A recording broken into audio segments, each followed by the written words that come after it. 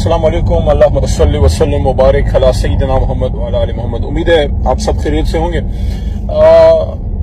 कल कुछ डेवलपमेंट्स हुई उस्मान डार साहिब की, तो बड़ा अफसोस हुआ। वैसे जो गुफ्तगू सुनी लग तो ये रहा है, और क्योंकि काफी दिनों से, कम बेश 20-25 दिनों से तो वो अपने घर वालों से राब्ते में नहीं थे।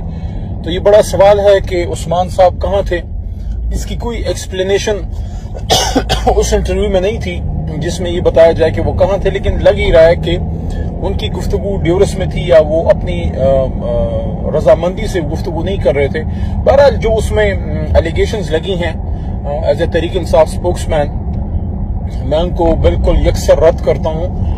तहरीक इंसाफ एक पुरअमन जमात है और सियासी जमात है, और इमरान खान साहब इस मुल्क के ही नहीं उम्मत मुस्लिमा के बड़े लीडरों में से हैं।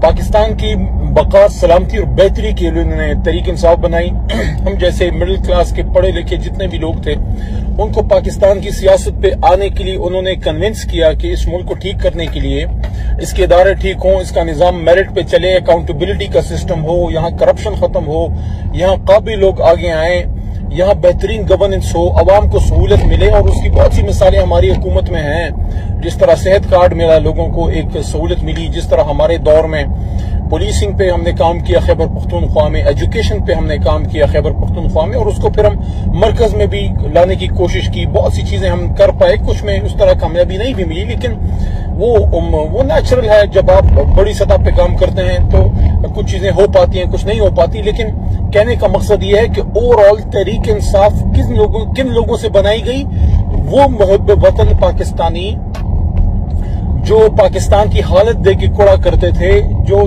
इस दुख में होते थे कि मेरे मुल्क के साथ क्या हो रहा है। तो वो लोग इन दो जमातों की आपस की ये जो म्यूजिकल चेयर है मियां साहब की और बेनजीर साहबा की, या फिर बाद में जरदारी साहब आ गए उनकी जगह, तो इससे तंग थे कि यार ये क्या है। यानी कि हम मिडिल क्लास के लोग हैं, हम सिविल सर्विस में जा रहे हैं, हमारे बच्चे मिलिट्री में जा रहे हैं, सर्व कर रहे हैं, शहीद हो रहे हैं, कुछ जो है एयरफोर्स में जा रहे हैं, कुछ नेवी में जा रहे हैं, कोई डॉक्टर बन रहा है, कोई इंजीनियर बन रहा है, कोई जनाब आर्टिस्ट बन रहा है, कोई बिजनेस में जा रहा है। मतलब दुनिया जहान का हर काम हम लोग कर सकते हैं।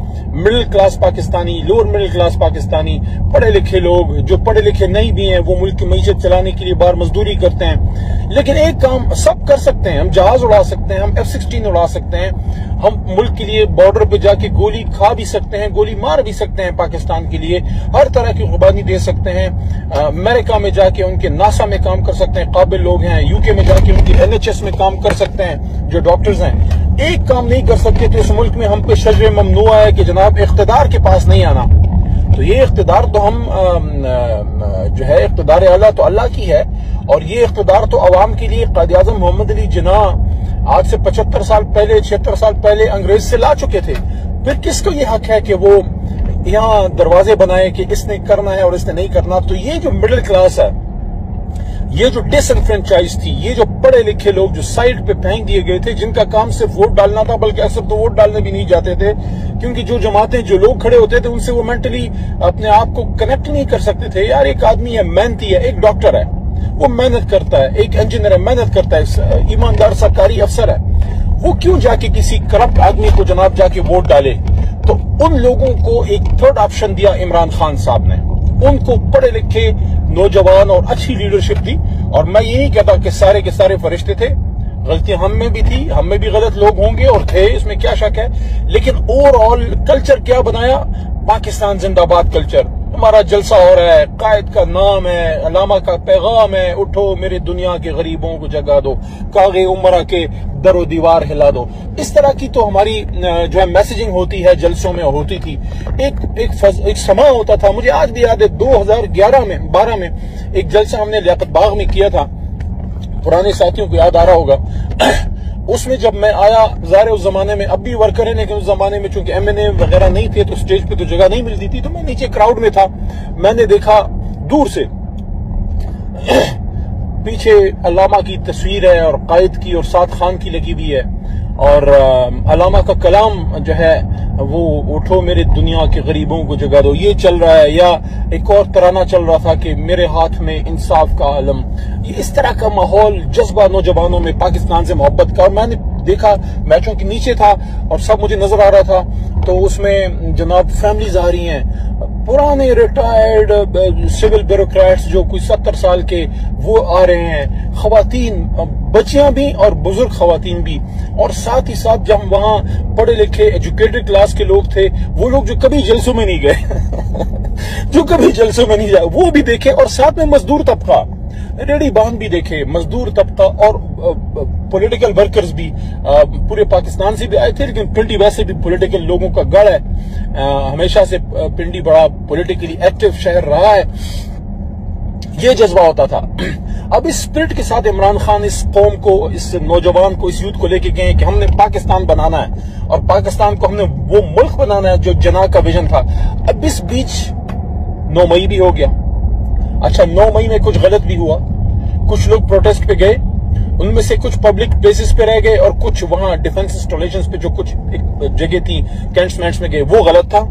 जो गए वो पार्टी की पॉलिसी नहीं थी, ना खान साहब की डायरेक्शन थी, तो वो जिसने किया गलत किया। और हम ये कहते हैं कि भाई जिससे गलती हो गई है, कोई नुकसान हुआ है, उसको सजा जरूर मिले कानून के मुताबिक, आइन के मुताबिक। उस पर भी मेरा एक मौकफ है कि कानून के मुताबिक, आइन के मुताबिक सजा तो मिले, लेकिन अगर रियासत, रियासती इदारे उसमें हमदर्दी का, सब्र का, दरगुजर से काम लें, क्योंकि ये हमारे ही मुल्क के बच्चे हैं जिनसे गलती हुई है।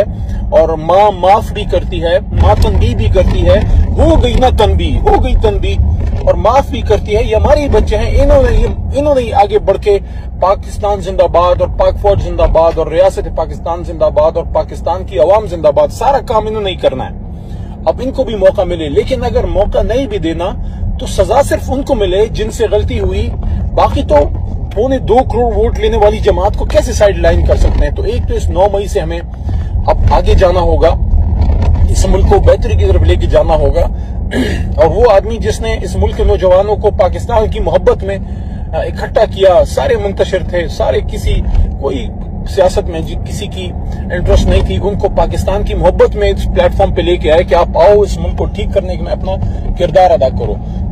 तो एक तो यह है कि जो इमरान खान साहब के साथ हो रहा है ये बिल्कुल कतई नामुनासिब है, और वो इस वक्त जिन केसेस का सामना कर रहे हैं वो वैसे ही पाकिस्तान की भी उससे बदनामी हो रही है कि पाकिस्तान का साबिक वजीर आजम जनाब किस केस में पेश किया जा रहा है कि जनाब उसने कुछ सीक्रेट आउट कर, और क्या सीक्रेट उसने बेचारे ने आउट करना है, वो पहले ही डिक्लासिफाई हो चुका हुआ है। और उन्होंने तो कोई ऐसी सीक्रेट तहरीर भी किसी को पढ़ के नहीं दिखाई, बल्कि जो कैबिनेट के मेंबर्स थे उन तक को जो है वो साइफर नहीं दिखाया गया, सिर्फ उसके मंदरजात का खुलासा था जब इसको डिक्लासिफाई कर रहे थे। तो जो साइफर डिक्लासिफाई हो चुका है तो उस पे क्या केस जो है वो बनना, बल्कि असल तो चीज ये थी कि ये चीज सामने आए कि भाई कोई बैरूनी ताकत कैसे हमें डिक्टेशन या डायरेक्शन दे सकती है। किसी की क्या जरूरत है कि जनाब इसको हटाओ तो ये हो जाएगा, उसको हटाओ तो वो हो जाएगा, फलाना इमरान खान साहब अगर हट जाते हैं तो हम आपको माफ कर देंगे, और अगर नहीं हटेंगे तो आपको कंसिक्वेंसेज या आपको सख्त मामलात का सामना करना पड़ेगा। देखिए ये चीजें जो हैं ये किसी भी गैरतमंद कौम के गैरत के खिलाफ है, तो ये चीजें नहीं होनी चाहिए। मेरे ख्याल में इस तरह के केसेस, इन बूदे केसेस से कुछ नहीं निकलना, और इस तरीके से किसी को -1 या साइड लाइन भी नहीं किया जा सकता। तमाम पॉलिटिकल लीडरशिप को बैठना चाहिए, मिलना चाहिए और इन मसाइल का हल निकालना चाहिए, इलेक्शन की तरफ मुल्क को ले जाना चाहिए।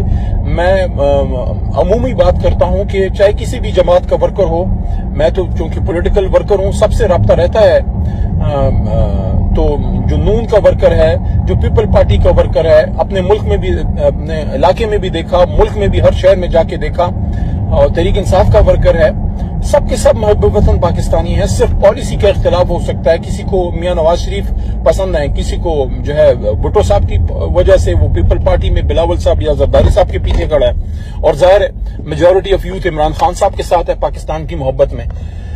मेरे ख्याल में ऐसा कोई मसला मुझे तो नजर नहीं आता कि उसका हल ना निकल सके। मामलात मुश्किल हैं, अगर इसको इजी लें तो इजी नहीं ले सकते। इसमें थोड़ा सा सबको वन स्टेप डाउन करना पड़ेगा। थोड़ा सा अपनी अना को जो है, मैं ये नहीं कहता अपनी अना खत्म करें, हर इंसान में कुछ ना कुछ अना तो बहरहाल रहती है, लेकिन थोड़ा सा मुल्क की खातिर अपनी अना को एक साइड पे रख के मुल्क का सोचें कि ये क्या हो रहा है। अगर आज हम